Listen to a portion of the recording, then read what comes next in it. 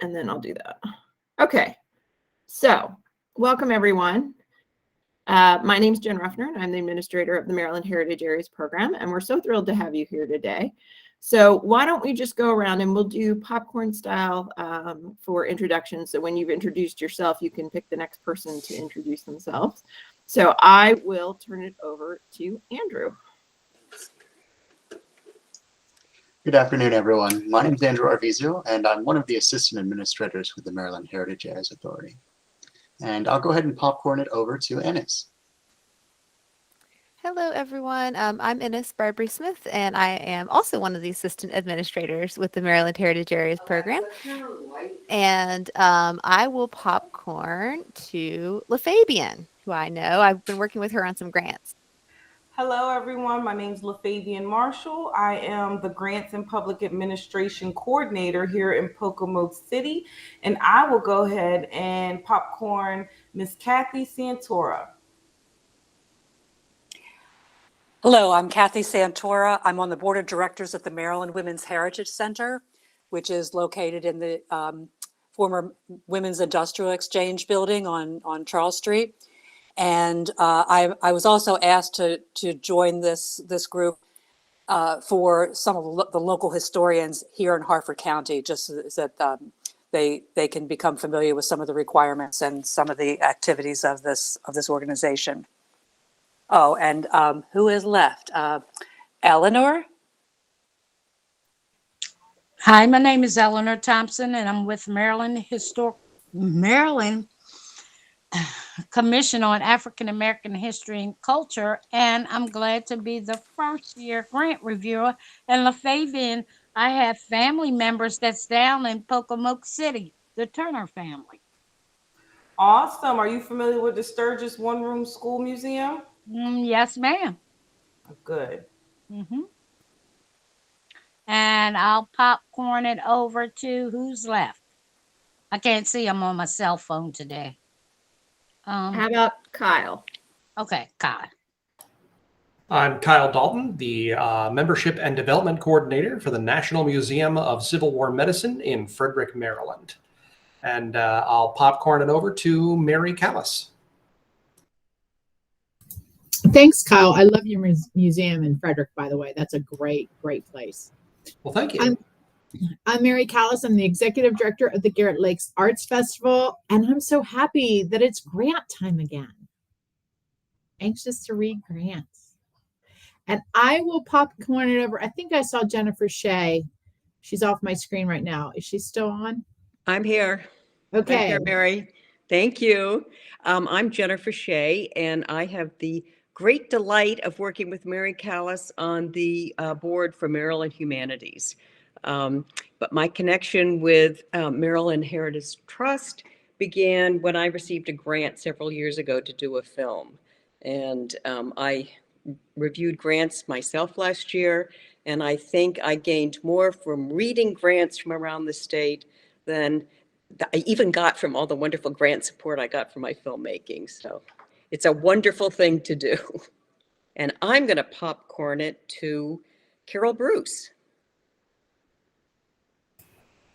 Hi, I'm listed as you on here, and I'm here with Thurl Snell, and we're both with the Harry Grace Colored School Museum and Cultural Center. And this is something new for us, and we are very interested in helping out in any way that we can. Thank you.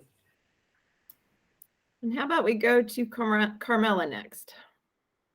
Hello, I'm Carmela Watkins with the Ivy and Pearls of Southern Maryland Community Charities, and we cover St. Mary's and Charles counties.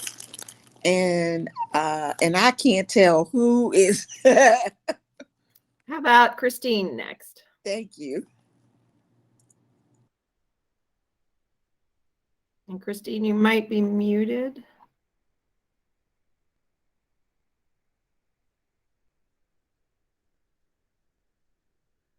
Okay, we'll come back to Christine. I'm not hearing her. Hopefully she can hear us.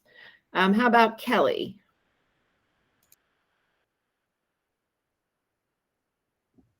I don't know if there's two Kellys, but this is Kelly with Girls on the Run Greater Chesapeake. Happy to be with you all.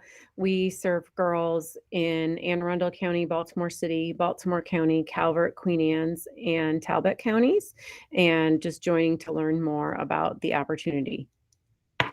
Great. And I think we've got Reg. I'm Reginald Bishop. I'm Treasurer, Board of Director of Coalition to Protect Maryland Burial Sites. And I'm interested in looking to what is new for me in research. I'm a published author, national author, and I have done research since the late 1980s. Great, welcome. And someone whose username is Savvy Rep.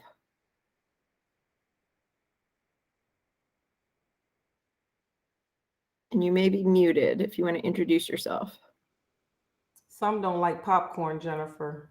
It's hard once you get past the ones that are on the screen.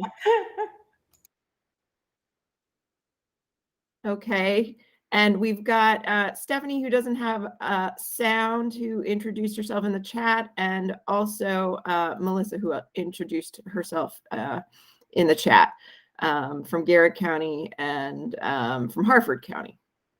So those of you who weren't able to say hi on camera, feel free to type in to the chat if you'd like. And again, welcome everyone. As we go, if you do have a question, feel free to raise your hand and interrupt, and I can stop what I'm talking about and answer questions then. We will have time for you to ask questions of our three current grants panelists, Mary, Eleanor, and Jennifer. So you'll be able to ask them what it's like to be a grants panelist. And then, of course, at the end, there will be also time for questions. So let me go ahead and share my PowerPoint again. And we will get started. All right, can everybody see that? Oh, shortly. There we go. Okay. So what we want to cover today is some background information on the program and a little bit more detail on the process of our grants review panel and how it works. And then we really want to give you a chance to hear what it's like to be a grants panelist so that you can make sort of a fully formed decision whether or not you want to submit your name. I know some of you already have, which is great. But this is an opportunity to find out sort of what the time commitment is and what is involved, and also give you more information about our program as a whole. So the Heritage Areas program is a program that was established to work on economic development through heritage tourism. And we do that by developing heritage tourism products, building partnerships, and sustaining regional identity. Those are sort of our three broad areas. And we really are looking at preserving and celebrating the unique natural, cultural, and historical resources of the state, and those place-based experiences that make the different heritage areas and the different regions in Maryland so special. We have 13 heritage areas across the state. They're all different shapes and sizes, so each of those colors is a different heritage area. Some of them cover great swaths of land. The Stories of the Chesapeake is our largest on the upper shore, covering Kent, Queen Anne's, Talbot, and Caroline counties. And our smallest is Passages of the Western Potomac out in Western Maryland, which is portions of Cumberland and Frostburg. So really all shapes and sizes, but we do touch every county and the city of Baltimore in Maryland. The program is overseen by the Maryland Heritage Areas Authority. This is an independent state entity that falls underneath the Maryland Department of Planning and is staffed by the Maryland Historical Trust. So Andrew Ennis and I work for the Maryland Historical Trust and are basically tasked to the Maryland Heritage Areas Authority. The authority is a 19-member body that includes representatives from 9 state agencies, 2 of whom are non-voting, and the remainder of the representatives are appointed by the governor for various different areas of expertise. Up to $6 million annually is appropriated to the program from DNR's program Open Space. So this funding is real estate transfer tax funding through program Open Space.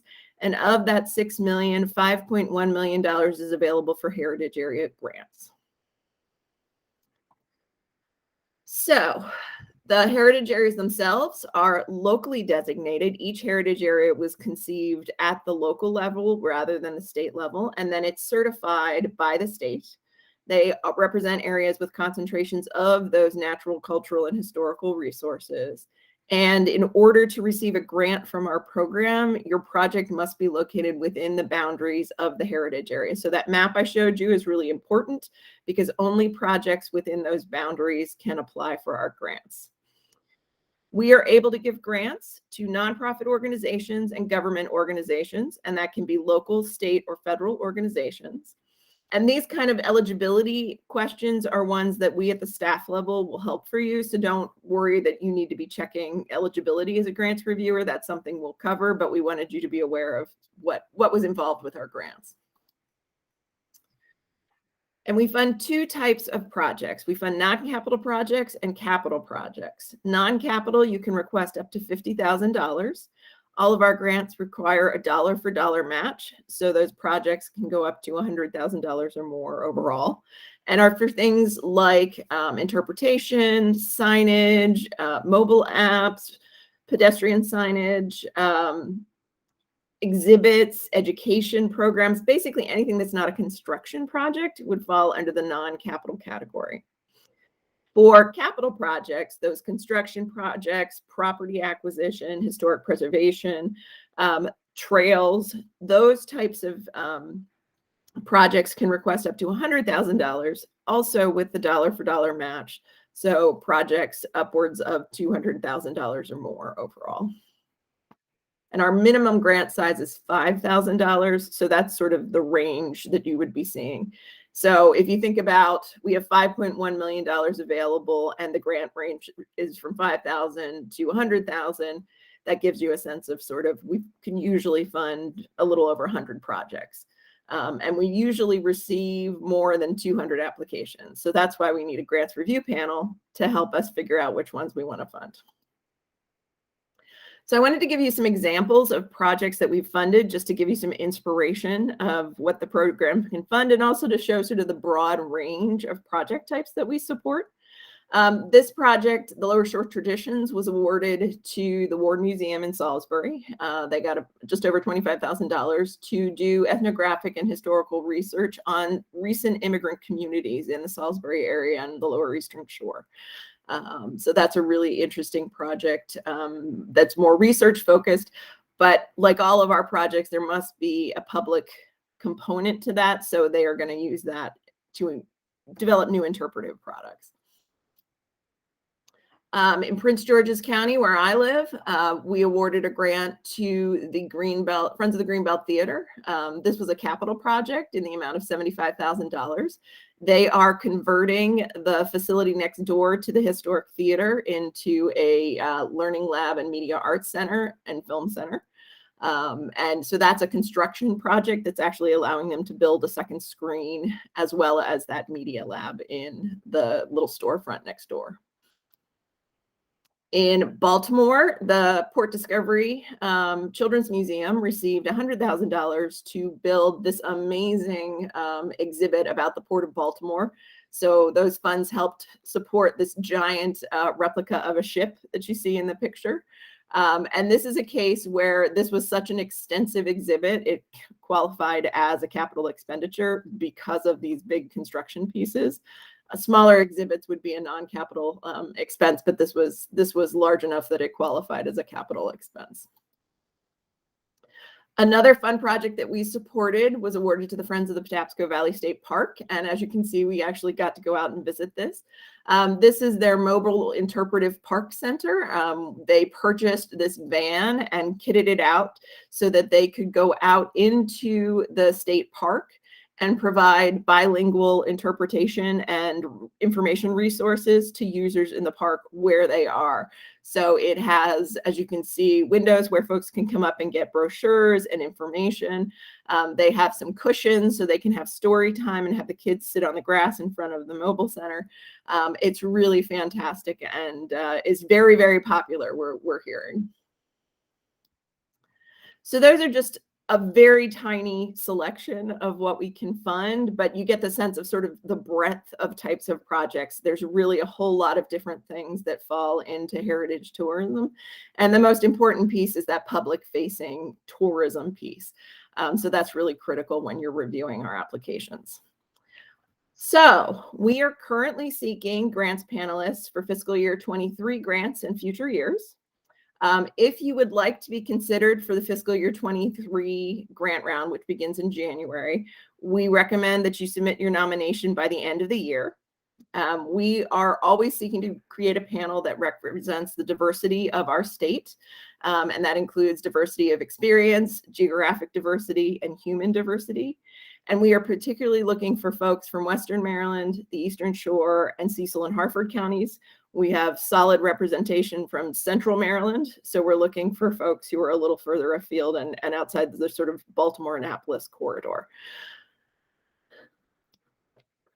We also, as I said, are looking for a diversity of expertise. And this word cloud really just shows you all the different areas that you might be able to bring some expertise to the program. The obvious ones, heritage tourism, historic preservation, but lesser known things like construction and project management, cemeteries, oral histories, marketing, ADA.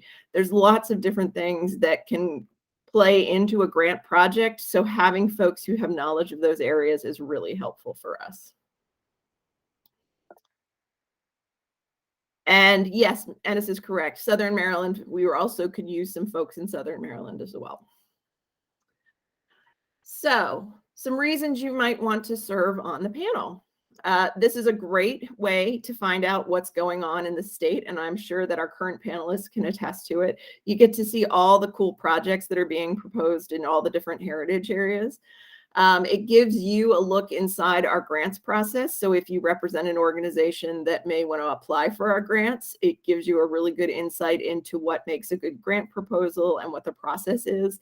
And that's applicable for not only our grant program, but other grant programs as well. It's a great way to give back to your community. And those of you who would not be representing state agencies may also receive an honorarium of up to $450. So a number of different reasons why you might want to serve on the panel. So here's our job description, and we're going to go into each of these elements in more detail so that you can really understand what they involve. But overall, you're going to do some training in the spring. You review grant applications through an online grants review portal. You have to complete a scoring rubric for each application reviewed. You need to participate in 2 grants review panel meetings, and these are 2 all-day meetings in June, and help through that process to make recommendations for the final decisions that will be made by the Maryland Heritage Areas Authority. So let's look at each one of those in a little more detail. For training, we expect you to familiarize yourself with the guidelines and the program overview. You will need to participate in at least 1 training session annually. We usually have a session for new panelists and a session for returning panelists. So those of you who would be new folks this year, you may want to participate in both of those sessions, and they take place usually in April. We also require that you use Microsoft Teams to communicate with our staff and also with your fellow panelists, and that's a great place for you to ask questions.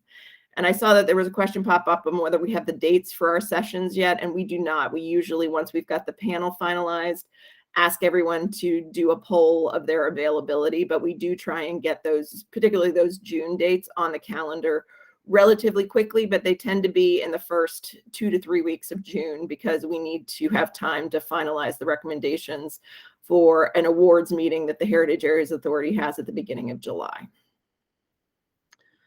Other questions on that piece before I keep going? I don't want to go too fast if folks have questions. It looks like Kelly had a second part to her question, saying also if you're in the middle of the state, like Baltimore corridor, should you not apply? No, I would not say that. What I would say is we do keep everybody's name on file, and it really depends on who is coming back this year. Folks tend to say sort of in July, yes, I'll be back next year. And then when we come back to ask them in January or February, we tend to lose a few more folks. So yes, I would say go ahead and apply regardless of where you are located. And even if you're not selected for this year's panel, we keep everybody's names on file. So you may be selected for a future year's panel if you're not selected for this year. Yeah, and I just wanted to add to the meetings in June. Typically, for the past 2 years because of COVID, we've had them virtually, but I think we're going to plan to allow for a virtual option. At least that's the plan at this point. So, some folks have had to come in for part of the morning and be away for a meeting or something. And we hope that you can attend the whole thing, but we do also understand. Yes, absolutely. All right, so then you will be asked to review applications.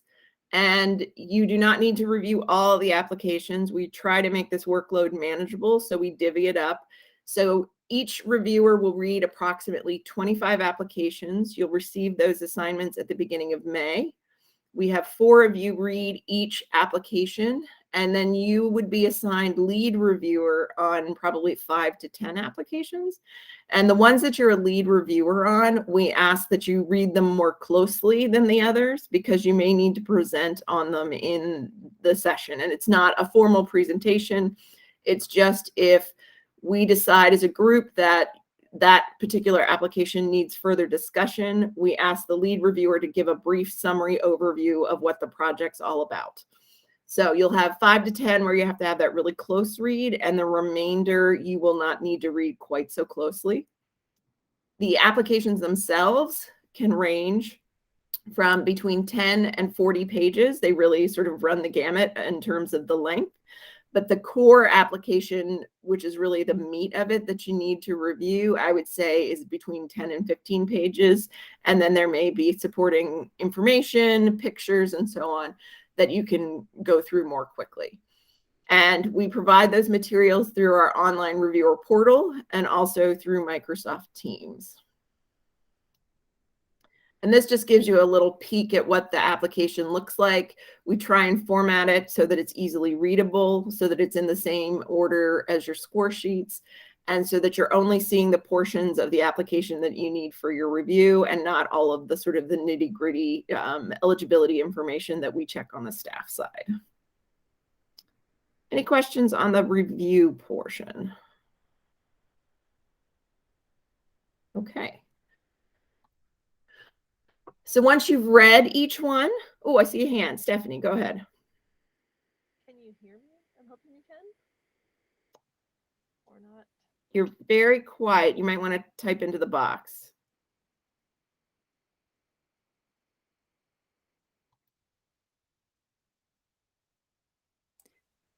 Yeah, we could hear you, but it was if you can either move closer to the microphone or, oh, here.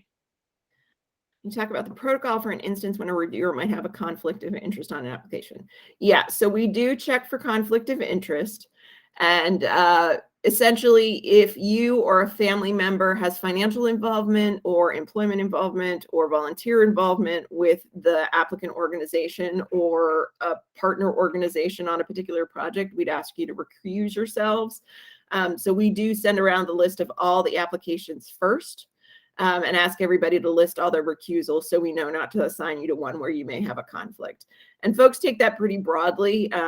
We have the sort of the legal definition of conflict, but then folks generally take it a step further to, if they are sort of tangentially involved in some other way, they may still recuse themselves. So we really allow you to list all of those before we make those assignments.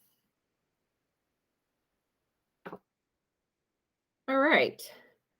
So once you've reviewed an application, you will need to score it. And we do provide a scoring rubric. Each application is eligible to receive up to 100 points. And the scoring rubric breaks it down into different sections that align with the application. We as staff will monitor that to make sure that your scores are not too hard or not too generous, and that you're sort of keeping to the middle of the range. And we usually need those scores by the beginning of June.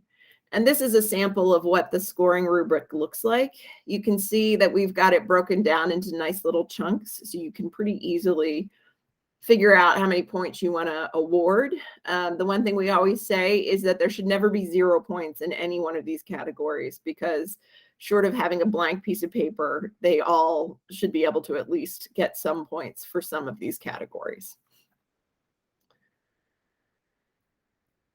So once we've got all the scores, we get those at the beginning of June, and then we compile them into a ranking. And that ranking is then the basis for the 2 review meetings that the panel holds in June. And again, you can attend in person or online. If you do attend in person, travel expenses are covered. And this is an opportunity to discuss the pros and cons of each application with the group and really share the basics of each application. At the first meeting, we usually start at the top of the list, so the highest ranked projects, and work our way down, essentially moving quickly and only flagging those where we need to come back if there are issues or concerns where we think we might not want to fund something. But the main assumption is that if there's pretty consistent agreement that it's a highly ranked project, we should go ahead and fund it. So we move quickly through the top, I'd say, quarter of the list, and then keep working our way down. And then at the second meeting, we usually start in the middle and try and resolve any issues with ones we flagged previously, and really start to make those hard choices of what's going to be funded. There may be discussions of partial funding to stretch the funds further. And that's the really hard part. It's not the ones at the top or the bottom that are hard. It's the ones in the middle that are hard, because they all have lots of good qualities, and there may not be huge points difference between them. And so deciding which one's going to be funded and which one isn't can be a really hard thing. So we really rely on the grants panelists to share their thoughts about the projects and really sort of think through which ones should be funded. A few things that we usually like to recommend for the review panelists at these meetings. The panelists should think of themselves as advocates rather than critics. We don't find that it's helpful to come in and basically tear an application to pieces. We'd much rather have you be an advocate for the ones you've been assigned and look for the good portions of the project rather than focusing on the negative. Any discussion should focus on the pros and cons of the application. And we want everyone to be very aware of their own biases, whether they're good biases or bad, and try not to let those influence your views on an application. So just being very conscious of what you are bringing to the table when you look at these projects. The goal here is to create a final ranked list with recommendations of funding that will go to the Maryland Heritage Areas Authority, and they will then make the final decision and vote on those awards at their July meeting. So some of the nitty-gritty. In terms of time commitment, we asked our previous panelists how much time they spent, and the average is about 30 to 50 hours. If you are someone who has reviewed grants before, you can assume that you probably would be at the lower end of that spectrum. If this is your first time reviewing grants, I think it's safe to say that you would probably be at the upper end of that spectrum. That will be over the course of 2 to 3 months, so it's not concentrated. And you do have a fair amount of time to work through those reviews. In terms of who isn't able to serve, if you are currently serving on the board of directors of a local heritage area or a grants review panel for a local heritage area, you are not eligible to serve. And if you were serving on the Heritage Areas Authority, you are not eligible to serve. But if you are associated with an organization that has a grant or is going to be a grant applicant, that's okay. That would just be an instance where you would need to recuse yourself from that particular project, but you're still eligible to serve on the grants panel. So we've got some current panelists here. And what I wanted to do is just take a minute to let them share their experiences. And some of the things, panelists, you might want to share is what you enjoyed about being a panelist, what surprising thing you learned while you were a panelist, and what you think other potential panelists should know. So those of you who served previously, if anybody would like to share your experience, I see we've got Linda's joined us and Samia has joined us in addition to Jennifer and Mary and Eleanor. And Mary, go ahead.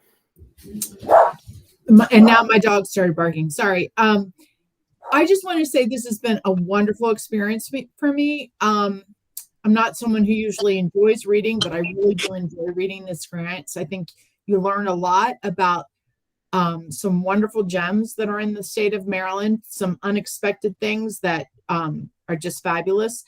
I think the way that Jen and Ennis and Andrew arrange how we work together is really, really nice. Jen was a little modest. That online Teams thing is just fantastic.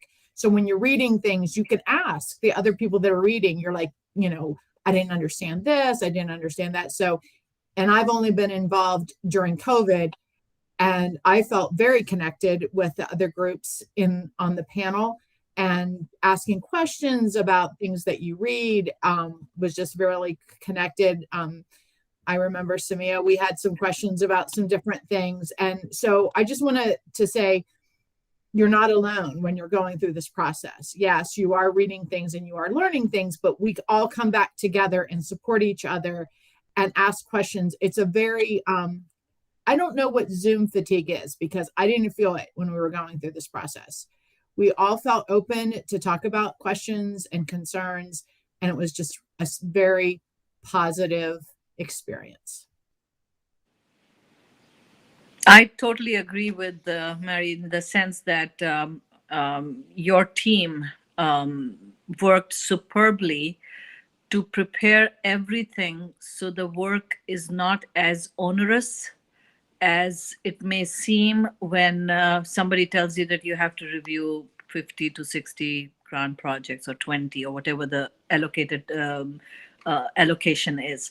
So I think that it sounds cumbersome, but through my experience, it just was so collaborative that it was a shared workload of immense value, in the sense that my whole reason for joining as the panelist was to find out more about heritage in Maryland, since I work in Maryland and I had moved to Maryland 5-6 years ago. So I was like, okay, this is a good way to get to know. And that's exactly what happened.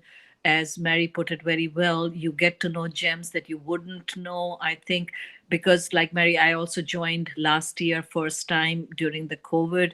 I think that actually going to these sites, I can't wait to do that. And it's a very good way to learn about what is there in the state and also participate in what needs to be elevated. And it's a very collaborative process, and I learned a lot, and I'm really happy to be here again.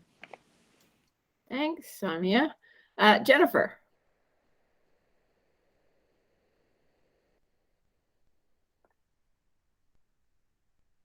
And Jennifer, you might... I'm muted. Yeah.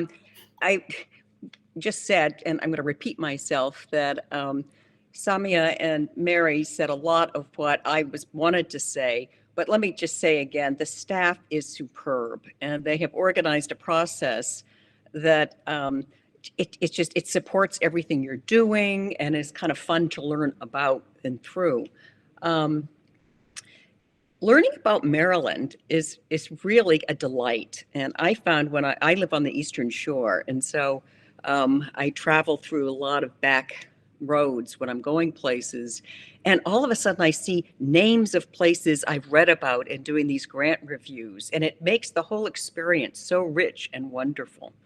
So as I said earlier, you gain so much through the experience of reading the grants, and as Samia said, yes, it's a lot of hours you devote to the process, but you really gain a lot of knowledge and joy from doing it. And lovely panelists who are reading the grants. It's just a great group, and I look forward to an opportunity to actually meet a lot of the other people in person this year. I feel like I do know people through the Zoom sphere, but it'll be much nicer to do something together. Thank you. And I swear we haven't paid people to talk about how great the staff are. Eleanor. And you may be muted. Okay. There you are. Well, they all said it in a nutshell. Very professional, very knowledgeable, very helpful. And my experience was when I first started to read the grants that was assigned to me, I wanted to go every place in Maryland. I couldn't afford the gas money, but I wanted to travel to every place. The staff was so professional, again, informative, helpful when you had any questions or problems with the system. Um, it was just an awesome experience. I laid down at night sometimes and thought about some of the places, especially in Harford County, where they had some of the railroad systems and different things like that. Just the experience of being on this grant review panel gave me a lot of knowledge about different parts of Maryland that I never did think about. And I just plan on visiting every site that the applicants submitted. I like the uniqueness of every applicant, the application that I read. And as we need more money, we need more funding. You think we can get that this year? Yep, there's always we can always use more funding. So talk to your local heritage area directors. That would be their purview. And then as the newsletter came out, and I passed some things around, and it made people knowledgeable about, I didn't know these grants were available. I'm going to try to apply for it this year. So we'll probably have at least another 100 applications that we may have to read over. It was an awesome experience. Thank you, Eleanor. Anyone else who served on the panel that wants to say anything? And if any of you all have questions for our current panelists to hear what it's really like? I saw there was a question in the Q&A, which it took me a minute to get to because usually I'm seeing them in the chat, but we also apparently have a Q&A that was turned on. So Todd Powell asked in the Q&A, as far as disqualification, for clarification, if I am a commissioner or board member of the Annapolis Heritage Commission, does that disqualify me? And this is what I can answer and say, no, that does not disqualify you. You certainly can still, any organization that you're with that might apply for a grant, you can still serve on the panel. It just is a matter of you recusing yourself from the applications that you're involved with in any way. So that would be a good example of an application that if your organization submitted an application, you would just recuse yourself. You wouldn't score that one. You wouldn't participate in the discussion, but you could still discuss everything else. Right. And that's just as clarification, that is not the management entity for the heritage area, which is why that is allowable. So there is a separate management entity for the heritage area, which would not be allowed. Any other questions for our current panelists? Thanks, Kelly, for joining. So as we wrap up, and we can certainly keep answering questions as you have them, just a reminder, there's the web link of where you can go. You can nominate yourself or a friend or colleague, ideally by the end of the year if you want to be considered for this upcoming year's grants panel. We would encourage you to spread the word. We will have this recording available on our website so that you can share that link as well. And just fill out the online application form at the link on your screen. And we can share these slides with you all as well. And here's all of our contact information, should you wish to reach out and ask additional questions. And I think that's all we've got for you, but we are happy to answer questions. And I see Stephanie had a question about the terms. We do allow panelists to serve 2 consecutive 3-year terms. Some folks have stayed for an entire term. This will be our 3rd year. So we're just having the first few folks, although we did have some staggered first-year terms as well. So folks do stay, but not everybody stays. You're not required to stay the 3 years. If you do it for a year and then, life changes and you aren't able to stay the whole time, that's fine. But we wanted a combination of having people who've served for a few years and are sort of understand the system, but also some turnover so that we have some fresh insight on a fairly regular basis. And the terms are staggered, as I said, so we don't have an entire switch over at any point in time. So I'm going to stop presenting and open it up for any other questions. And you can either raise your hand or just unmute yourself or type it in the chat. We're all happy to answer any questions that you may have.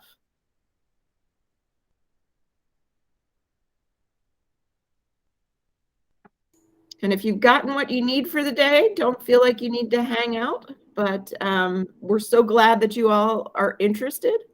And we hope you'll consider putting in a nomination for yourself or from someone else. Well, Jennifer, I feel like all the information you gave us was straightforward, to the point, short and sweet, but still a lot of information. So thank you for the time, and it's nice to see you again. Thank you.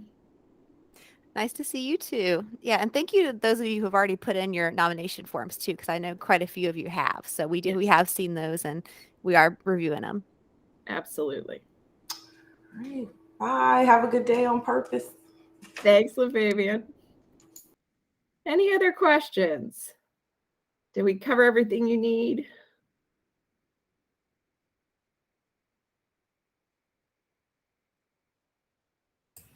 Carol Bruce, yes, thank you for this opportunity. And I guess I submitted my information, and I'm not sure if it's enough, but let me know if you need any additional information. Fantastic. We're so glad you were able to join us today, and thanks for nominating yourself. Thank you. Good to see you. Thank you. Any other questions?